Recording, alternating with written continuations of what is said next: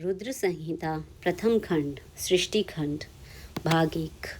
ऋषियों के प्रश्न के उत्तर में नारद ब्रह्म संवाद की अवतारणा करते हुए सूत जी का उन्हें नारद मोह का प्रसंग सुनाना, काम विजय के गर्व से युक्त हुए नारद का शिव ब्रह्मा तथा विष्णु के पास जाकर अपने तप का प्रभाव बताना, जो विश्व की उत्पत्ति, स्थिति और लय आदि के एकमात्र कारण हैं, गौरी गिरिराज कुमारी उमा के पति हैं, तत्वज्ञ हैं, जिनकी कीर्ति का कहीं अंत नहीं है, जो माया के आश्रय होकर भी उससे अत्यंत दूर हैं तथा जिनका स्वरूप अचिंत्य है, उन विमल बोध स्वरूप भगवान शिव को मैं प्रणाम करता हूँ।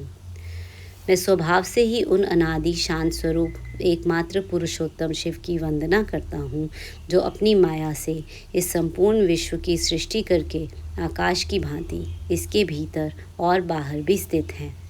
जैसे लोहा चुंबक से आकृष्ट होकर उसके पास ही लटका रहता है, उसी प्रकार ये सारे जगत सदा सब और जिसके आसपास ही भ्रमण करते हैं, जिन्होंने अपने से ही इस प्रपंच को रचने की विधि बताई थी, जो सबके भीतर अंतर्यामी रूप से विराजमान है तथा जिनका अपना स्वरूप अत्यंत गूढ़ है, उन भगवान शिव की मैं सादर वंदना करता हूँ। व्यास जी कहते हैं, जगत के पिता भगवान शिव, जगन माता कल्याणमयी पार्वती तथा उनके पुत्र गणेश जी को नमस्कार करके हम इस पुराण का वर्णन करते हैं। एक समय की बात है, नैमिषारण्य में निवास करने वाले शौनक आदि सभी मुनियों ने उत्तम भक्ति भाव के साथ सूत जी से पूछा। ऋषि बोले, महाभाग सूत जी, विद्वेश्वर संहिता की जो साध्य साधन खंड नाम वाली शुभ एवं उत्तम कथा है, उसे हम लोगों ने सुन लिया है।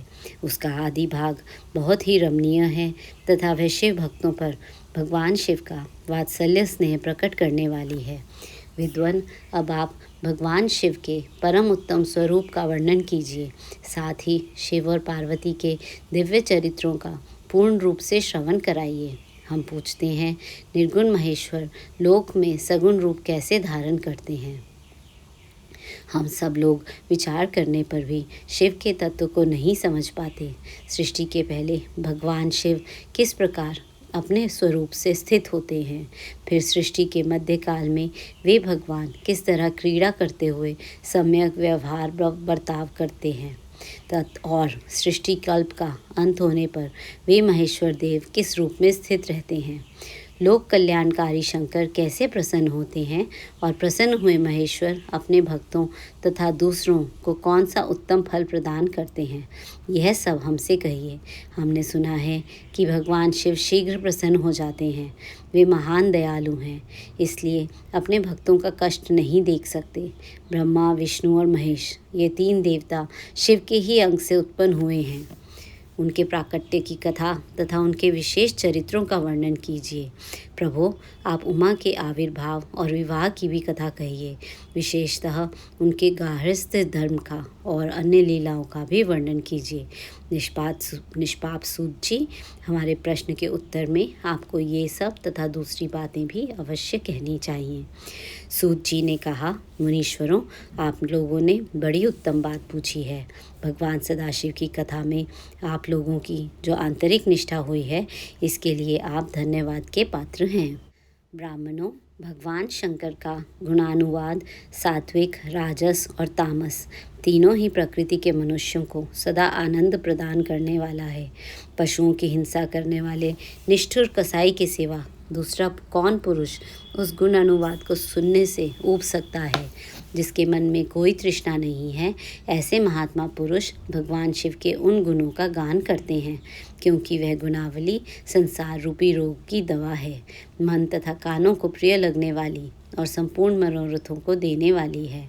ब्राह्मणों, आप लोगों के प्रश्न के अनुसार मैं यथाबुद्धि प्रयत्नपूर्वक शिव लीला का वर्णन करता हूँ।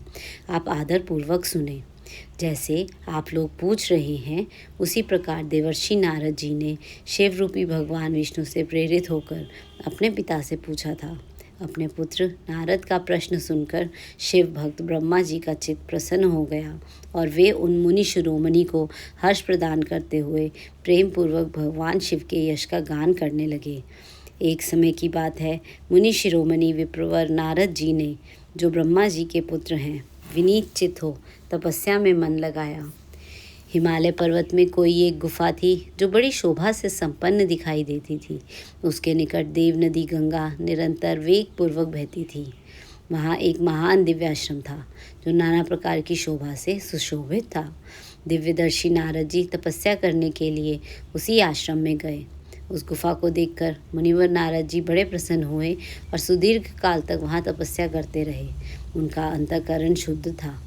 वे दृढ़तापूर्वक आसन बांधकर मौन हो प्राणायाम पूर्वक समाधि में स्थित हो गए।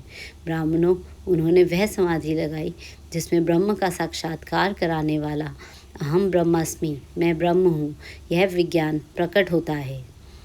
मुनि नारद जी जब इस प्रकार तपस्या करने लगे, उस समय यह समाचार पाकर देवराज इंद्र कांप उठे।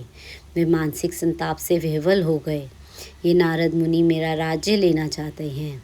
मन ही मन ऐसा सोचकर इंद्र ने उस समय उनकी तपस्या में विघ्न डालने के लिए प्रयत्न करने की इच्छा की। उस समय देवराज ने अपने मन से कामदेव का स्मरण किया। स्मरण करते ही कामदेव आ गए। महेंद्र ने उन्हें नारद जी की तपस्या में विघ्न डालने का आदेश दिया। यह आज्ञा पाकर कामदेव वसंत को साथ ले बड़े गर्व से उस स्थान पर आ गए और अपना उपाय करने लगे। उन्होंने वहाँ शीघ्र ही अपनी सारी कलाएं रच डाली। वसंत ने भी मदमद होकर अपना प्रभाव अनेक प्रकार से प्रकट किया। मुनिवरों, कामदेव और वसंत के अथक प्रयत्न करने पर भी नारद मुनि के चित्त में विकार उत्पन्न नहीं हुआ। महादेव जी के अनुग्रह से उन दोनों का गर्व चूर्ण हो गया। शौनक आदि महर्षियों, ऐसा होने में जो कारण था उसे आदरपूर्वक सुनो। महादेव जी की कृपा से ही नारद मुनि पर कामदेव का कोई प्रभाव नहीं पड़ा। पहले उसी आश्रम में कामशत्रु भगवान शिव ने उत्तम तपस्या की थी और वहीं उन्होंने मुनियों की तपस्या का नाश करने वाले कामदेव को शीघ्र ही भस्म कर डाला था। उसी समय रति ने कामदेव को पुनः जीवित कराने के लिए देवताओं से प्रार्थना की। तब देवताओं ने समस्त लोगों का कल्याण करने वाले भगवान शंकर से याचना की। उनके याचना करने पर वे बोले, देवताओं, कुछ समय व्यतीत होने के बाद कामदेव जीवित तो हो जाएंगे, परंतु यहाँ उनका कोई उपाय नहीं चल सकेगा। अमरगण, यहाँ खड़े होकर लोग चारों ओर जितनी दूर तक की भूमि को नेत्र से देख पाते हैं, वहाँ तक कामदेव के बाणों का प्रभाव नहीं चल सकेगा, इसमें संशय नहीं है। भगवान शंकर की इस उक्ति के अनुसार उस समय वहाँ नारद जी के प्रति कामदेव का निजी प्रभाव मिथ्या सिद्ध हुआ। वे शीघ्र ही स्वर्ग लोक में इंद्र के पास लौट गए। वहाँ कामदेव ने अपना सारा वृतांत और मुनि का प्रभाव कह सुनाया। तत्पश्चात इंद्र की आज्ञा से वे वसंत के साथ अपने स्थान को लौट गए। उस समय देवराज इंद्र को बड़ा विस्मय हुआ। उन्होंने नारद जी की भूरी भूरी प्रशंसा की, परंतु शिव की माया से मोहित होने के कारण वे उस पूर्व वृतांत को स्मरण ना कर सके। वास्तव में इस संसार के भीतर सभी प्राणियों के लिए शंभु की माया को जानना अत्यंत कठिन है। जिसने भगवान शिव के चरणों में अपने आप को समर्पित कर दिया है, उस भक्त को छोड़कर शेष सारा जगत उनकी माया से मोहित हो जाता है। नारद जी भी भगवान शंकर की कृपा से वहाँ चिरकाल तक तपस्या में लगे रहे। जब उन्होंने अपनी तपस्या को पूर्ण हुई समझा, तब वे मुनि उससे विरत हो गए। कामदेव पर मेरी विजय हुई ऐसा मानकर उन मुनीश्वर के मन में व्यर्थ ही गर्व हो गया। भगवान शिव की माया से मोहित होने के कारण उन्हें यथार्थ बात का ज्ञान नहीं रहा। वे यह नहीं समझ सके कि कामदेव के पराजित होने में भगवान शंकर का प्रभाव ही कारण है।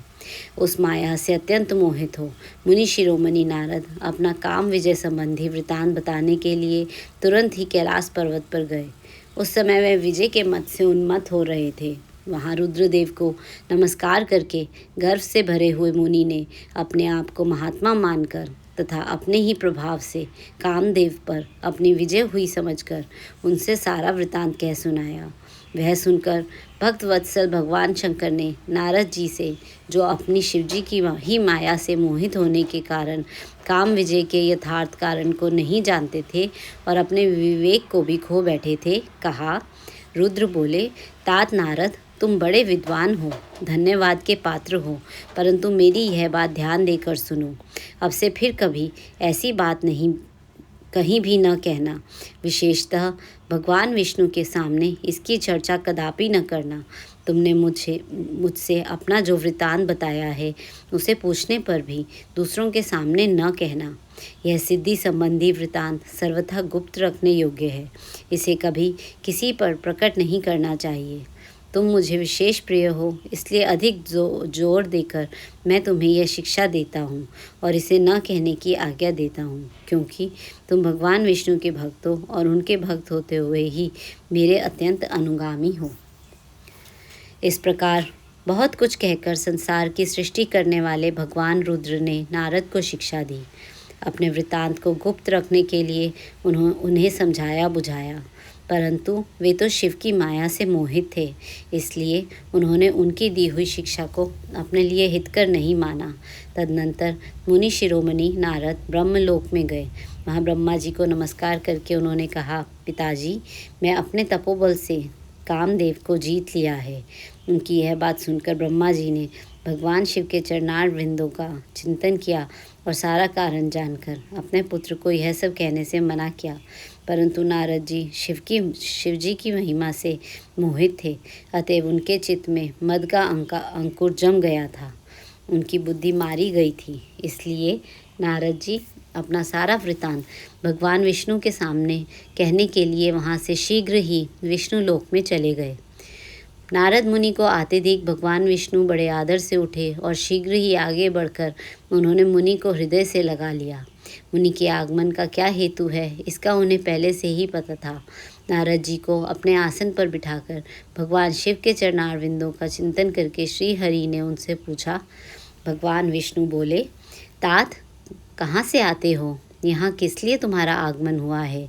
मुनि श्रेष्ठ, तुम धन्य हो, तुम्हारे शुभागमन से मैं पवित्र हो गया। भगवान विष्णु का यह वचन सुनकर गर्व से भरे हुए नारद मुनि ने मद से मोहित होकर अपना सारा वृतांत बड़े अभिमान के साथ कह सुनाया। नारद मुनि का वह अहंकार युक्त वचन सुनकर मन ही मन भगवान विष्णु ने उनकी काम विजय के यथार्थ कारण को पूर्ण रूप से जान लिया। तत्पश्चात श्री विष्णु बोले, मुनि श्रेष्ठ, तुम धन्य हो, तपस्या के तो भंडार हो ही हो, तुम्हारा हृदय भी बड़ा उदार है। मुने, जिसके भीतर भक्ति, ज्ञान और वैराग्य नहीं होते, उसी के मन में समस्त दुखों को देने वाले काम, मोह आदि विकार शीघ्र उत्पन्न होते हैं। तुम तो नैष्ठिक ब्रह्मचारी हो और सदा ज्ञान वैराग्य से युक्त रहते हो, फिर तुम में काम विकार कैसे आ सकता है? तुम तो जन्म से ही निर्विकार और शुद्ध बुद्धि वाले हो। श्री हरि की कही हुई ऐसी बहुत सी बातें सुनकर मुनि शिरोमणि नारद जोर जोर से हंसने लगे और मन ही मन भगवान को प्रणाम करके इस प्रकार बोले। नारद जी ने कहा, स्वामिन, जब मुझ पर आपकी कृपा है तब बेचारा कामदेव अपना क्या प्रभाव दिखा सकता है। ऐसा कहकर भगवान के चरणों में मस्तक झुकाकर इच्छानुसार विचरने वाले नारद मुनि वहाँ से चले गए। माया निर्मित नगर में शील निधि की कन्या पर मोहित हुए नारद जी का भगवान विष्णु से उनका रूप मांगना, भगवान का अपने रूप के साथ उन्हें वानर का सा मुँह देना, कन्या का भगवान को वरण करना और कुपित हुए नारद का शिवगणों को शाप देना। सूत जी कहते हैं, महर्षियों, जब नारद मुनि इच्छानुसार वहाँ से चले गए तब भगवान शिव की इच्छा से माया विशारद श्री हरि ने तत्काल अपनी माया प्रकट की। उन्होंने मुनि के मार्ग में एक विशाल नगर की रचना की जिसका विस्तार 100 योजन था। वह अद्भुत नगर बड़ा ही मनोहर था। भगवान ने उसे अपने वैकुंठ लोक से भी अधिक रमणीय बनाया था। नाना प्रकार की वस्तुएं उस नगर की शोभा बढ़ाती थीं। वहाँ स्त्रियों और पुरुषों के लिए बहुत से विहार स्थल थे। वह श्रेष्ठ नगर चारों वर्णों के लोगों से भरा था। वहाँ शील निधि नामक ऐश्वर्यशाली राजा राज्य करते थे। वे अपनी पुत्री का स्वयंवर करने के लिए उद्यत थे, अतः उन्होंने महान उत्सव का आयोजन किया था। उनकी कन्या का वरण करने के लिए उत्सुक हो चारों दिशाओं से बहुत से राजकुमार पधारे थे, जो नाना प्रकार की वेशभूषा तथा सुंदर शोभा से प्रकाशित हो रहे थे। उन राजकुमारों से वह नगर भरा पूरा दिखाई देता था। ऐसे सुंदर राजनगर को देख नारद जी मोहित हो गए। वे राजा शीलनिधि के द्वार पर गए। मुनि शिरोमणि नारद को आया देख महाराजा शीलनिधि ने श्रेष्ठ रत्नमय सिंहासन पर बिठाकर उनका पूजन किया। तत्पश्चात अपनी सुंदरी कन्या को, जिसका नाम श्रीमती था, बुलवाया और उससे नारद जी के चरणों में प्रणाम करवाया। उस कन्या को देखकर नारद मुनि चकित हो गए और बोले, राजन, यह देव कन्या के समान सुंदरी महाभागा कन्या कौन है? उनकी यह बात सुनकर राजा ने हाथ जोड़कर कहा, मुने, यह मेरी पुत्री है। इसका नाम श्रीमती है। अब इसके विवाह का समय आ गया है। यह अपने लिए सुंदर वर चुनने के निमित्त स्वयंवर में जाने वाली है। इसमें सब प्रकार के शुभ लक्षण लक्षित होते हैं। महर्षि, आप इसका भाग्य बताइए। राजा के इस प्रकार पूछने पर काम से विह्वल हुए मुनि श्रेष्ठ नारद उस कन्या को प्राप्त करने की इच्छा मन में लिए राजा को संबोधित करके इस प्रकार बोले, भूपाल, आपकी यह पुत्री समस्त शुभ लक्षणों से संपन्न है, परम सौभाग्यवती है। अपने महान भाग्य के कारण यह धन्य है और साक्षात लक्ष्मी की भांति समस्त गुणों की आगार है। इसका भावी पति निश्चय ही भगवान शंकर के समान वैभवशाली, सर्वेश्वर, किसी से पराजित न होने वाला, वीर, काम विजयी तथा संपूर्ण देवताओं में श्रेष्ठ होगा। ऐसा कहकर राजा से विदा ले इच्छानुसार विचरने वाले नारद मुनि वहाँ से चल दिए। वे काम के वशीभूत हो गए थे। शिव की माया ने उन्हें विशेष मोह में डाल दिया था। वे मुनि मन ही मन सोचने लगे कि मैं इस राजकुमारी को कैसे प्राप्त करूं। स्वयंवर में आए हुए नरेशों में से सबको छोड़कर यह एकमात्र मेरा ही वरण करे, यह कैसे संभव हो सकता है? समस्त नारियों को सौंदर्य सर्वथा प्रिय होता है। सौंदर्य को देखकर ही वह प्रसन्नतापूर्वक मेरे अधीन हो सकती है, इसमें संशय नहीं।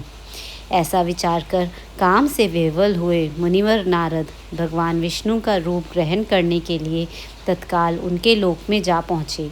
वहाँ भगवान विष्णु को प्रणाम करके वे इस प्रकार बोले, भगवान, मैं एकांत में आपसे अपना सारा वृतांत कहूँगा। तब बहुत अच्छा कहकर लक्ष्मीपति श्री हरि नारद जी के साथ एकांत में जा बैठे और बोले, मुने, अब आप अपनी बात कहिए। तब नारद जी ने कहा, भगवान, आपके भक्त जो राजा शीलनिधि हैं, वे सदा धर्म पालन में तत्पर रहते हैं। उनकी एक विशाल लोचना कन्या है जो बहुत ही सुंदरी है। उसका नाम श्रीमती है। वह विश्व मोहिनी के रूप में विख्यात है और तीनों लोकों में सबसे अधिक सुंदरी है। प्रभु, आज मैं शीघ्र ही उस कन्या से विवाह करना चाहता हूँ। राजा शीलनिधि ने अपनी पुत्री की इच्छा से स्वयंवर रचाया है, इसलिए चारों दिशाओं से वहाँ सहस्त्रों राजकुमार पधारे हैं। नाथ, मैं आपका प्रिय सेवक हूँ, अतः आप मुझे अपना स्वरूप दे दीजिए, जिससे राजकुमारी श्रीमती निश्चय ही मुझे वर ले। सूत जी कहते हैं, महर्षियों, नारद मुनि की ऐसी बात सुनकर भगवान मधुसूदन हंस पड़े और भगवान शंकर के प्रभाव का अनुभव करके उन दयालु प्रभु ने उन्हें इस प्रकार उत्तर दिया। भगवान विष्णु बोले, मुने, तुम अपने अभीष्ट स्थान को जाओ। मैं उसी तरह तुम्हारा हित साधन करूँगा, जैसे श्रेष्ठ वैद्य अत्यंत पीड़ित रोगी का करता है, क्योंकि तुम मुझे विशेष प्रिय हो। ऐसा कहकर भगवान विष्णु ने नारद मुनि को मुख तो वानर का दे दिया और शेष अंगों में अपने जैसा स्वरूप देकर वे वहाँ से अंतर्ध्यान हो गए।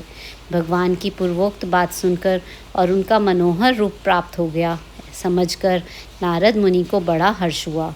वे अपने को कृतकृत्य मानने लगे। भगवान ने क्या प्रयत्न किया है, इसको वे समझ ना सके। तदनंतर मुनि श्रेष्ठ नारद शीघ्र ही उस स्थान पर जा पहुँचे जहाँ राजा शीलनिधि ने राजकुमारों से भरी हुई स्वयंवर सभा का आयोजन किया था। विप्रवरों, राजपुत्रों से घिरी हुई वह दिव्य स्वयंवर सभा दूसरी इंद्र सभा के समान अत्यंत शोभा पा रही थी। नारद जी उस राजसभा में जा बैठे और वहां बैठकर प्रसन्न मन से बार बार यही सोचने लगे कि मैं भगवान विष्णु के समान रूप धारण किए हुए हूँ, अतः वह राजकुमारी अवश्य मेरा ही वरण करेगी, दूसरे का नहीं। मुनि श्रेष्ठ नारद को यह ज्ञात नहीं था कि मेरा मुँह कितना कुरूप है। उस सभा में बैठे हुए सब मनुष्यों ने मुनि को उनके पूर्व रूप में ही देखा। राजकुमार आदि का कोई भी उनके रूप परिवर्तन के रहस्य को न जान सके। वहाँ नारद जी की रक्षा के लिए भगवान रुद्र के 2 पार्षद आए थे, जो ब्राह्मण का रूप धारण करके गूढ़ भाव से वहाँ बैठे थे। वे ही नारद जी के रूप परिवर्तन के उत्तम भेद को जानते थे। मुनि को कामावेश से मूढ़ हुआ जान वे दोनों पार्षद उनके निकट गए और आपस में बातचीत करते हुए उनकी हंसी उड़ाने लगे, परंतु मुनि तो काम से विह्वल हो रहे थे, अतः उन्होंने उनकी यथार्थ बात भी अनसुनी कर दी। वे मोहित हो श्रीमती को प्राप्त करने की इच्छा से उसके आगमन की प्रतीक्षा करने लगे। इसी बीच में वह सुंदरी राजकन्या स्त्रियों से घिरी हुई अंतःपुर से वहां आई। उसने अपने हाथों में एक सुंदर माला रे रखी थी। वह शुभ लक्षणा राजकुमारी स्वयंवर के मध्य भाग में लक्ष्मी के समान खड़ी हुई अपूर्व शोभा पा रही थी। उत्तम व्रत का पालन करने वाली वह भूप कन्या माला हाथ में लेकर अपने मन के अनुरूप वर का अन्वेषण करती हुई सारी सभा में भ्रमण करने लगी। नारद मुनि का भगवान विष्णु के समान शरीर और वानर जैसा मुंह देखकर वह कुपित हो गई और उनकी ओर से दृष्टि हटाकर प्रसन्न मन से दूसरी ओर चली गई। स्वयंवर सभा में अपने मनोवांछित वर को ना देखकर वह भयभीत हो गई। राजकुमारी उस सभा के भीतर चुपचाप खड़ी रह गई। उसने किसी के गले में जयमाला नहीं डाली। इतने में ही राजा के समान वेशभूषा धारण किए भगवान विष्णु वहां आ पहुँचे। किन्हीं दूसरे लोगों ने उनको वहां नहीं देखा, केवल उस कन्या की ही दृष्टि उन पर पड़ी। भगवान को देखते ही उस परम सुंदरी राजकुमारी का मुख प्रसन्नता से खिल उठा। उसने तत्काल ही उनके कंठ में वह माला पहना दी। राजा का रूप धारण करने वाले भगवान विष्णु उस राजकुमारी को साथ लेकर तुरंत अदृश्य हो गए और अपने धाम में जा पहुँचे। इधर सब राजकुमार श्रीमती की ओर से निराश हो गए। नारद मुनि तो काम वेदना से आतुर हो रहे थे, इसलिए वे अत्यंत विह्वल हो उठे। तब वे दोनों विप्र रूपधारी ज्ञान विशारद रुद्रगण काम विह्वल नारद जी से उसी क्षण बोले। रुद्रगणों ने कहा, हे नारद, हे मुने, तुम व्यर्थ ही काम से मोहित हो रहे हो और सौंदर्य के बल से राजकुमारी को पाना चाहते हो। अपना वानर के समान घृणित मुंह तो देख लो। सूत जी कहते हैं, महर्षियों, उन रुद्रगणों का यह वचन सुनकर नारद जी को बड़ा विस्मय हुआ। वे शिव की माया से मोहित थे। उन्होंने दर्पण में अपना मुंह देखा। वानर के समान अपना मुंह देख वे तुरंत ही क्रोध से जल उठे और माया से मोहित होने के कारण उन दोनों शिवगणों को वहां शाप देते हुए बोले, अरे, तुम दोनों ने मुझ ब्राह्मण का उपहास किया है, अतः तुम ब्राह्मण के वीर्य से उत्पन्न राक्षस हो जाओ। ब्राह्मण की संतान होने पर भी तुम्हारे आकार राक्षस के समान ही होंगे। इस प्रकार अपने लिए शाप सुनकर वे दोनों ज्ञान शिरोमणि शिवगण मुनि को मोहित जानकर कुछ नहीं बोले। ब्राह्मणों, वे सदा सब घटनाओं में भगवान शिव की ही इच्छा मानते थे, अतः उदासीन भाव से अपने स्थान को चले गए और भगवान शिव की स्तुति करने लगे। नारद जी का भगवान विष्णु को क्रोधपूर्वक फटकारना और शाप देना, फिर माया के दूर हो जाने पर पश्चातापपूर्वक भगवान के चरणों में गिरना और शुद्धि का उपाय पूछना तथा भगवान विष्णु का उन्हें समझा बुझाकर शिव का महात्म्य जानने के लिए ब्रह्मा जी के पास जाने का आदेश और शिव के भजन का उपदेश देना। सूत जी कहते हैं, महर्षियों, माया मोहित नारद मुनि उन दोनों शिवगणों को यथोचित शाप देकर भी भगवान शिव के इच्छावश मोह निद्रा से जाग न सके। वे भगवान विष्णु के किए हुए कपट को याद करके मन में दुस्सह क्रोध लिए विष्णु लोक को गए और समिधा पाकर प्रज्वलित हुए अग्निदेव की भांति क्रोध से जलते हुए बोले। उनका ज्ञान नष्ट हो गया था, इसलिए वे दुर्वचनपूर्ण व्यंग सुनाने लगे। नारद जी ने कहा, हरे, तुम बड़े दुष्ट हो, कपटी हो और समस्त विश्व को मोह में डाले रहते हो। दूसरों का उत्साह या उत्कर्ष तुमसे सहा नहीं जाता। तुम मायावी हो, तुम्हारा अंतःकरण मलिन है। पूर्व काल में तुम्ही ने मोहिनी रूप धारण करके कपट किया, असुरों को वारुणी मदिरा पिलाई, उन्हें अमृत नहीं पीने दिया। छल कपट में ही अनुराग रखने वाले हरे, यदि महेश्वर रुद्र दया करके विष न पी लेते तो तुम्हारी सारी माया उसी दिन समाप्त हो जाती। विष्णुदेव, कपटपूर्ण चाल तुम्हें अधिक प्रिय है। तुम्हारा स्वभाव अच्छा नहीं है, तो भी भगवान शंकर ने तुम्हें स्वतंत्र बना दिया है। तुम्हारी इस चाल ढाल को समझकर अब वे अर्थात भगवान शिव भी पश्चाताप करते होंगे। अपनी वाणी रूप वेद की प्रामाणिकता स्थापित करने वाले महादेव जी ने ब्राह्मण को सर्वोपरि बताया है। हरे, इस बात को जानकर आज मैं बलपूर्वक तुम्हें ऐसी सीख दूंगा जिससे तुम फिर कभी कहीं भी ऐसा कर्म नहीं कर सकोगे। अब तक तुम्हें किसी शक्तिशाली या तेजस्वी पुरुष से पाला नहीं पड़ा था, इसलिए आज तक तुम निडर बने हुए हो। परंतु विष्णु, अब तुम्हें अपनी करनी का पूरा फल मिलेगा। भगवान विष्णु से ऐसा कहकर माया मोहित नारद मुनि अपने ब्रह्म तेज का प्रदर्शन करते हुए क्रोध से खिन्न हो उठे और शाप देते हुए बोले, विष्णु, तुमने स्त्री के लिए मुझे व्याकुल किया है। तुम इसी तरह सबको मोह में डालते रहते हो। यह कपटपूर्ण कार्य करते हुए तुमने जिस स्वरूप से मुझे संयुक्त किया था, उसी स्वरूप से तुम मनुष्य हो जाओ और स्त्री के वियोग का दुख भोगो। तुमने जिन वानरों के समान मेरा मुंह बनाया था, वे ही उस समय तुम्हारे सहायक हों। तुम दूसरों को स्त्री विरह का दुख देने वाले हो, अतः स्वयं भी तुम्हें स्त्री के वियोग का दुख प्राप्त हो। अज्ञान से मोहित मनुष्यों के समान तुम्हारी स्थिति हो। अज्ञान से मोहित हुए नारद जी ने मोहवश श्री हरि को जब इस तरह शाप दिया, तब उन्होंने शंभु की माया की प्रशंसा करते हुए उस शाप को स्वीकार कर लिया। तदनंतर महालीला करने वाले शंभु ने अपनी उस विश्व मोहिनी माया को, जिसके कारण ज्ञानी नारद मुनि भी मोहित हो गए थे, खींच लिया। उस माया के तिरोहित होते ही नारद जी पूर्ववत शुद्ध बुद्धि से युक्त हो गए।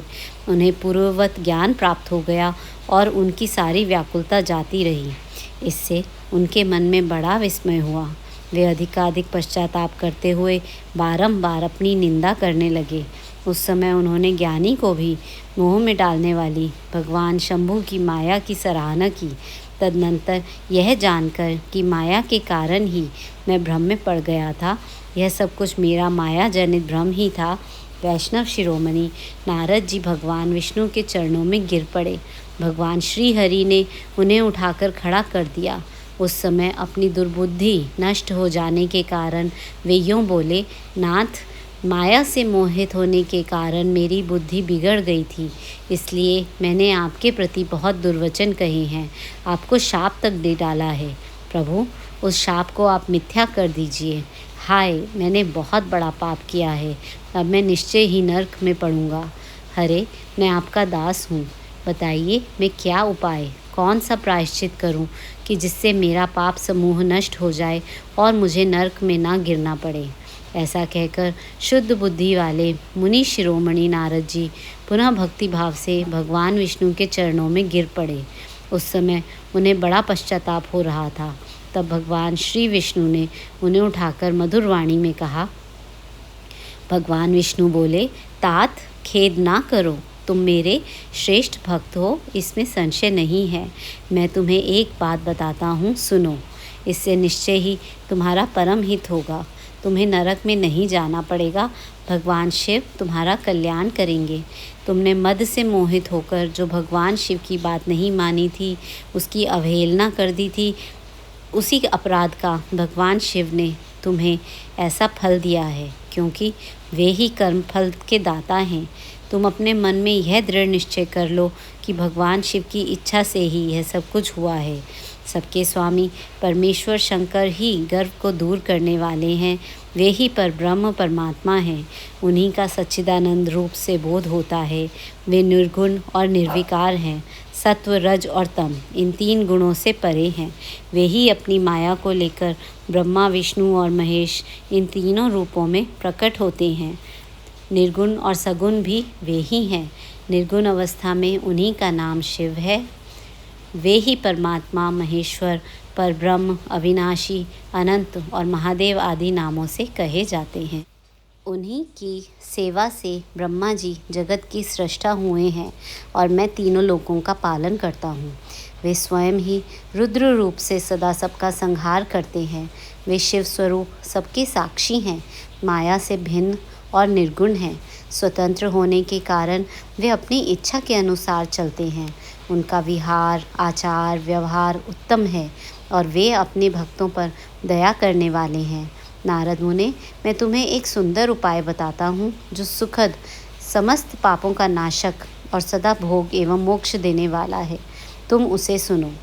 अपने सारे संशयों को त्याग कर तुम भगवान शंकर के सुयश का गान करो और सदा अनन्य भाव से शिव के शतनाम स्तोत्र का पाठ करो।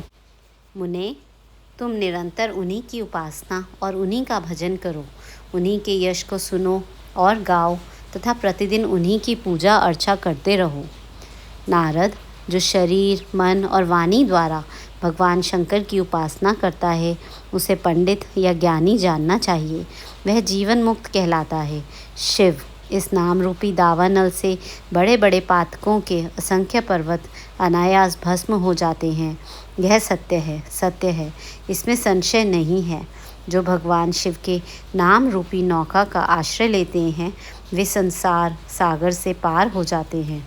संसार के मूलभूत उनके सारे पाप निस्संदेह नष्ट हो जाते हैं। महामुने, संसार के मूलभूत जो पातक रूपी वृक्ष हैं, उनका शिव नाम रूपी कुठार से निश्चय ही नाश हो जाता है। जो लोग पाप रूपी दावानल से पीड़ित हैं, उन्हें शिव नाम रूपी अमृत का पान करना चाहिए। पाप दावाग्नि से दग्ध होने वाले प्राणियों को उस शिव नाम अमृत के बिना शांति नहीं मिल सकती। संपूर्ण वेदों का अवलोकन करके पूर्ववर्ती विद्वानों ने यही निश्चय किया है कि भगवान शिव की पूजा ही उत्कृष्ट साधन तथा जन्म मरण रूपी संसार बंधन के नाश का उपाय है। आज से यत्नपूर्वक सावधान रहकर विधि विधान के साथ भक्ति भाव से नित्य निरंतर जगदम्बा पार्वती सहित महेश्वर सदाशिव का भजन करो। नित्य शिव की ही कथा सुनो और कहो तथा अत्यंत यत्न करके बारंबार शिव भक्तों का पूजन किया करो। मुनिश्रेष्ठ, अपने हृदय में भगवान शिव के उज्ज्वल चरणार वृंद की स्थापना करके पहले शिव के तीर्थों में विचरो। मुने, इस प्रकार परमात्मा शंकर के अनुपम महात्म्य का दर्शन करते हुए अंत में आनंद वन अर्थात काशी को जाओ। वह स्थान भगवान शिव को बहुत ही प्रिय है। वहाँ भक्तिपूर्वक विश्वनाथ जी का दर्शन पूजन करो। विशेषतः उनकी स्तुति वंदना करके तुम निर्विकल्प संशय रहित हो जाओगे। नारद जी, इसके बाद तुम्हें मेरी आज्ञा से भक्तिपूर्वक अपने मनोरथ की सिद्धि के लिए निश्चय ही ब्रह्मलोक में जाना चाहिए। वहाँ अपने पिता ब्रह्मा जी की विशेष रूप से स्तुति वंदना करके तुम्हें प्रसन्नतापूर्वक हृदय से बारंबार शिव महिमा के विषय में प्रश्न करना चाहिए। ब्रह्मा जी शिव भक्तों में श्रेष्ठ हैं। वे तुम्हें बड़ी प्रसन्नता के साथ भगवान शंकर का महात्म्य और शतनाम स्तोत्र सुनाएंगे। मुने, आज से तुम शिव आराधन में तत्पर होने वाले शिव भक्त हो जाओ और विशेष रूप से मोक्ष के भागी बनो। भगवान शिव तुम्हारा कल्याण करेंगे। इस प्रकार प्रसन्नचित हुए भगवान विष्णु नारद मुनि को प्रेम पूर्वक उपदेश देकर श्री शिव का स्मरण, वंदन और स्तवन करके वहाँ से अंतर्ध्यान हो गए। नारद जी का शिव तीर्थों में भ्रमण, शिव गणों को शापोद्धार की बात बताना तथा ब्रह्मलोक में जाकर ब्रह्मा जी से शिव तत्व के विषय में प्रश्न करना। सूत जी कहते हैं, महर्षियों, भगवान श्री हरि के अंतर्धान हो जाने पर मुनि श्रेष्ठ नारद शिवलिंगों का भक्तिपूर्वक दर्शन करते हुए पृथ्वी पर विचरने लगे। ब्राह्मणों, भूमंडल पर घूम फिरकर उन्होंने भोग और मोक्ष देने वाले बहुत से शिवलिंगों का प्रेम पूर्वक दर्शन किया। दिव्यदर्शी नारद जी भूतल के तीर्थों में विचर रहे हैं और इस समय उनका चित्त शुद्ध है, यह जानकर वे दोनों शिवगण उनके पास गए। वे उनके दिए हुए शाप से उद्धार की इच्छा रखकर वहाँ गए थे। उन्होंने आदरपूर्वक मुनि के दोनों पैर पकड़ लिए और मस्तक झुकाकर भली भांति प्रणाम करके शीघ्र ही इस प्रकार कहा। शिवगण बोले, ब्राह्मण, हम दोनों शिव के गण हैं। मुने, हमने ही आपका अपराध किया है। राजकुमारी श्रीमती के स्वयंवर में आपका चित्त माया से मोहित हो रहा था। उस समय परमेश्वर की प्रेरणा से आपने हम दोनों को शाप दे दिया। वहाँ कुसमय जानकर हमने चुप रह जाना ही अपनी जीवन रक्षा का उपाय समझा। इसमें किसी का दोष नहीं है। हमें अपने कर्म का ही फल प्राप्त हुआ है। प्रभु, अब आप प्रसन्न होइए और हम दोनों पर अनुग्रह कीजिए। नारद जी ने कहा, आप दोनों महादेव जी के गण हैं और सत्पुरुषों के लिए परम सम्माननीय हैं। अतः मेरे मोह रहित एवं सुखदायक यथार्थ वचन को सुनिए। पहले निश्चय ही मेरी बुद्धि भ्रष्ट हो गई थी, बिगड़ गई थी और मैं सर्वथा मोह के वशीभूत हो गया था। इसलिए आप दोनों को मैंने शाप दे दिया। शिवगणों, मैंने जो कुछ कहा है वह वैसा ही होगा, तथापि मेरी बात सुनिए। मैं आपके लिए शापोद्धार की बात बता रहा हूँ। आप लोग आज मेरे अपराध को क्षमा कर दें। मुनिवर विश्रवा के वीर्य से जन्म ग्रहण करके आप संपूर्ण दिशाओं में प्रसिद्ध कुंभकर्ण और रावण राक्षस राज का पद प्राप्त करेंगे और बलवान, वैभव से युक्त तथा परम प्रतापी होंगे।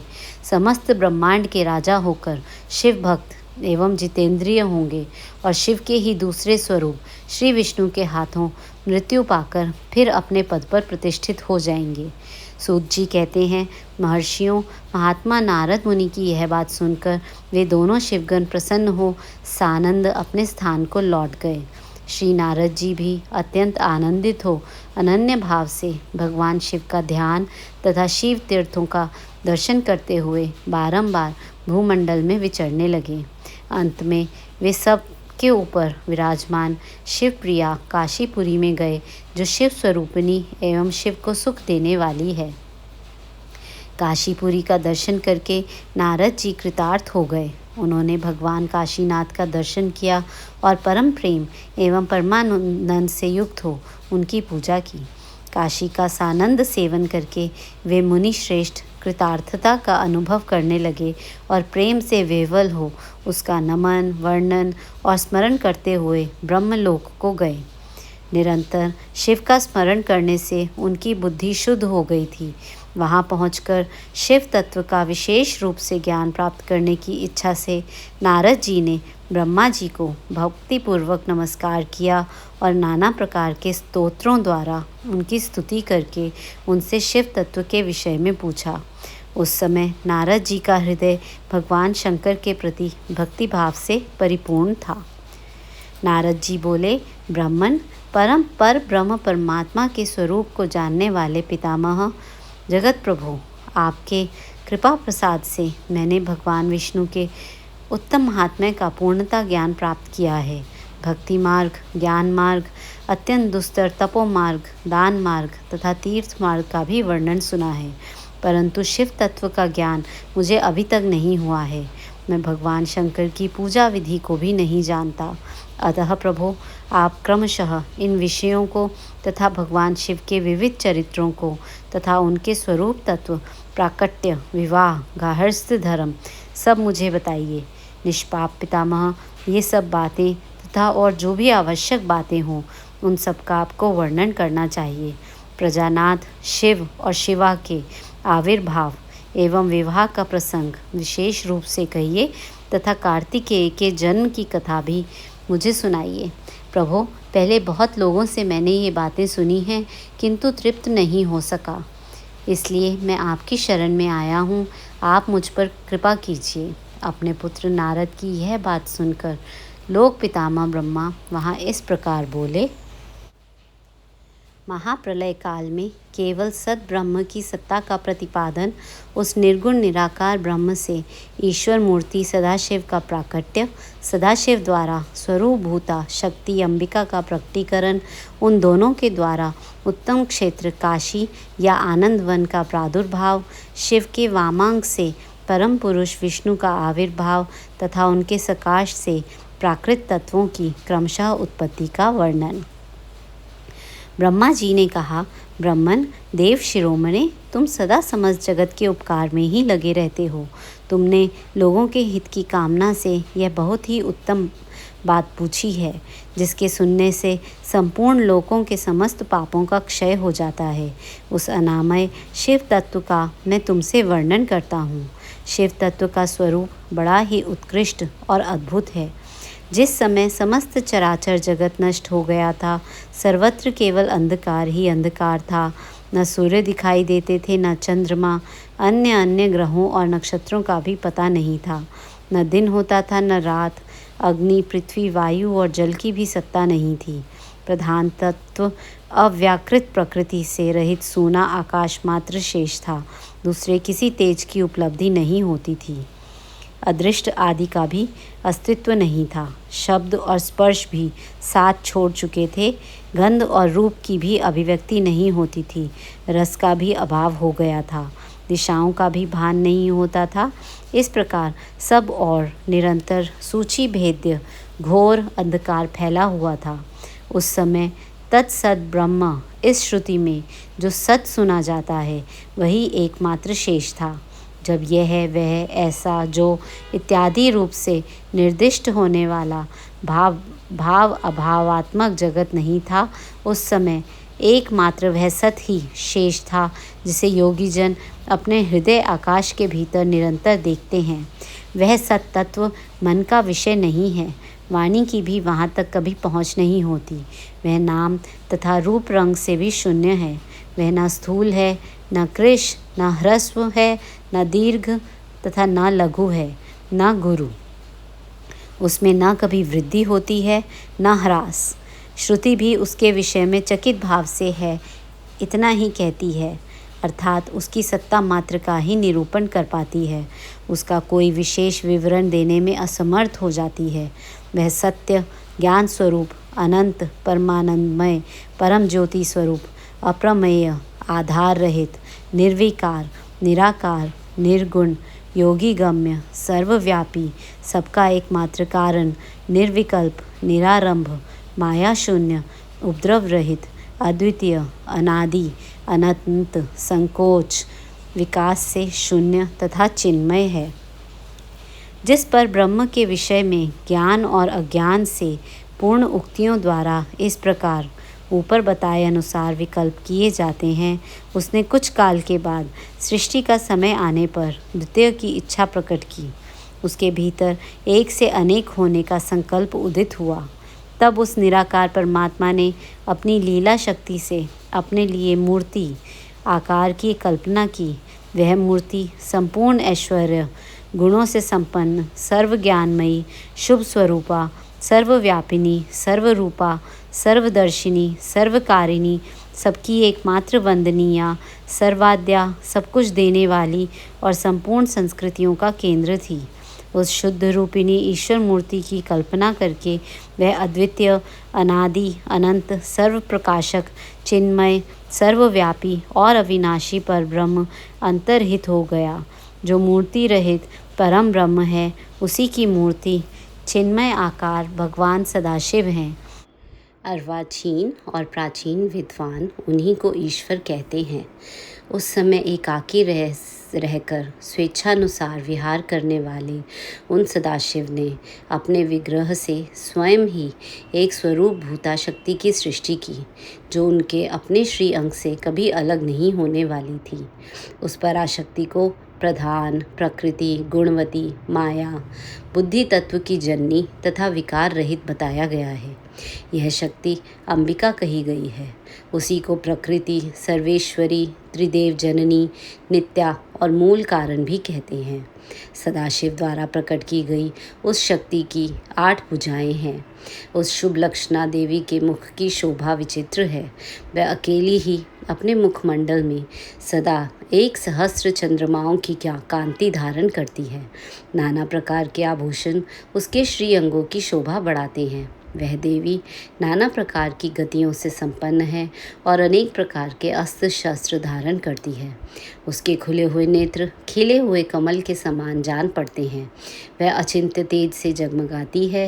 वह सबकी योनि है और सदा उद्यमशील रहती है। एकाकिनी होने पर भी वह माया संयोगवशात अनेक हो जाती है। वे जो सदा शिव हैं उन्हें परम पुरुष, ईश्वर, शिव, शंभु और महेश्वर कहते हैं। वे अपने मस्तक पर आकाश गंगा को धारण करते हैं। उनके भाल देश में चंद्रमा शोभा पाते हैं। उनके 5 मुख हैं और प्रत्येक मुख में 3-3 नेत्र हैं। उनका चित्त सदा प्रसन्न रहता है। वे 10 भुजाओं से युक्त और त्रिशूलधारी हैं। उनके श्री अंगों की प्रभा कर्पूर के समान श्वेत गौर है। वे अपने सारे अंगों में भस्म रमाए रहते हैं। उन काल रूपी ब्रह्म ने एक ही समय शक्ति के नाथ शिवलोक नामक क्षेत्र का निर्माण किया था। उस उत्तम क्षेत्र को ही काशी कहते हैं। यह परम निर्वाण या मोक्ष का स्थान है जो सबके ऊपर विराजमान है। वे प्रियतम रूप शक्ति और शिव जो परमानंद स्वरूप हैं उस मनोरम क्षेत्र में नित्य निवास करते हैं। काशीपुरी परमानंद रूपिणी है। मुने, शिव और शिवा ने प्रलय काल में भी कभी उस क्षेत्र को अपने सानिध्य से मुक्त नहीं किया है। इसलिए विद्वान पुरुष उसे अविमुक्त क्षेत्र के नाम से भी जानते हैं। वह क्षेत्र आनंद का हेतु है। इसलिए पिनाकधारी शिव ने पहले उसका नाम आनंदवन रखा था। उसके बाद वह अविमुक्त के नाम से प्रसिद्ध हुआ। देवर्षे, एक समय उस आनंद वन में रमन करते हुए शिवा और शिव के मन में यह इच्छा हुई कि किसी दूसरे पुरुष की भी सृष्टि करनी चाहिए जिस पर यह सृष्टि संचालन का महान भार रखकर हम दोनों केवल काशी में रहकर इच्छानुसार विचरें और निर्वाण धारण करें। वही पुरुष हमारे अनुग्रह से सदा सबकी सृष्टि करे, पालन करे और वही अंत में सबका संहार भी करे। यह चित्त एक समुद्र के समान है। इसमें चिंता की उत्ताल तरंगे उठ कर इसे चंचल बनाए रहती हैं। इसमें सत्वगुण रूपी रत्न, तमोगुण रूपी ग्राह और रजोगुण रूपी मूंगे भरे हुए हैं। इस विशाल चित्त समुद्र को संकुचित करके हम दोनों उस पुरुष के प्रसाद से आनंद कानन काशी में सुखपूर्वक निवास करेंगे। यह आनंदवन यह वह स्थान है जहाँ हमारी मनोवृत्ति सब ओर से सिमटकर इसी में लगी हुई है तथा जिसके बाहर का जगत चिंता से आतुर प्रतीत होता है। ऐसा निश्चय करके शक्ति सहित सर्वव्यापी परमेश्वर शिव ने अपने वाम भाव के 10वें अंग पर अमृत मल दिया। फिर तो वहाँ से एक पुरुष प्रकट हुआ जो तीनों लोकों में सबसे अधिक सुंदर था। वह शांत था, उसमें सत्व गुण की अधिकता थी तथा वह गंभीरता का अथाह सागर था। मुने, क्षमा नामक गुण से युक्त उस पुरुष के लिए ढूंढने पर भी कहीं कोई उपमा नहीं मिलती थी। उसकी कांति इंद्रनील मणि के समान श्याम थी। उसके अंग अंग से दिव्य शोभा छिटक रही थी और नेत्र प्रफुल्ल कमल के समान शोभा पा रहे थे। श्री अंगों पर सुवर्ण की सी कांति वाले 2 सुंदर रेशमी पीतांबर शोभा दे रहे थे। किसी से भी पराजित न होने वाला वह वीर पुरुष अपने प्रचंड भुजदंडों से सुशोभित हो रहा था। तदनंतर उस पुरुष ने परमेश्वर शिव को प्रणाम करके कहा, स्वामिन, मेरा नाम निश्चित कीजिए और काम बताइए। उस पुरुष की यह बात सुनकर महेश्वर भगवान शंकर हंसते हुए मेघ के समान गंभीर वाणी में उससे बोले। शिव ने कहा, वत्स, व्यापक होने के कारण तुम्हारा विष्णु नाम विख्यात हुआ। इसके सिवा और भी बहुत से नाम होंगे जो भक्तों को सुख देने वाले होंगे। तुम सुस्थिर उत्तम तप करो, क्योंकि वही समस्त कार्यों का साधन है। ऐसा कहकर भगवान शिव ने श्वास मार्ग से श्री विष्णु को वेदों का ज्ञान प्रदान किया। तदनंतर अपनी महिमा से कभी अच्युत न होने वाले श्री हरि भगवान शिव को प्रणाम करके बड़ी भारी तपस्या करने लगे और शक्ति सहित परमेश्वर शिव भी पार्षद गणों के साथ वहाँ से अदृश्य हो गए। भगवान विष्णु ने सुदीर्घ काल तक बड़ी कठोर तपस्या की। तपस्या के परिश्रम से युक्त भगवान विष्णु के अंगों से नाना प्रकार की जलधाराएं निकलने लगी। यह सब भगवान शिव की माया से ही संभव हुआ। महामुने, उस जल से सारा सूना आकाश व्याप्त हो गया। वह ब्रह्म रूप जल अपने स्पर्श मात्र से सब पापों का नाश करने वाला सिद्ध हुआ। उस समय थके हुए परम पुरुष विष्णु ने स्वयं उस जल में शयन किया। वे दीर्घ काल तक बड़ी प्रसन्नता के साथ उसमें रहे। नार अर्थात जल में शयन करने के कारण ही उनका नारायण यह श्रुति सम्मत नाम प्रसिद्ध हुआ। उस समय उन परम पुरुष नारायण के सिवा दूसरी कोई प्राकृत वस्तु नहीं थी। उसके बाद ही उन महात्मा नारायण देव से यथा समय सभी तत्व प्रकट हुए। महात्मते विद्वन, मैं उन तत्वों की उत्पत्ति का प्रकार बता रहा हूँ, सुनो। प्रकृति से महत्तत्व प्रकट हुआ और महत्तत्व से तीनों गुण। इन गुणों के भेद से ही त्रिविध अहंकार की उत्पत्ति हुई। अहंकार से 5 तन मात्राएं हुई और उन तन मात्राओं से 5 भूत प्रकट हुए।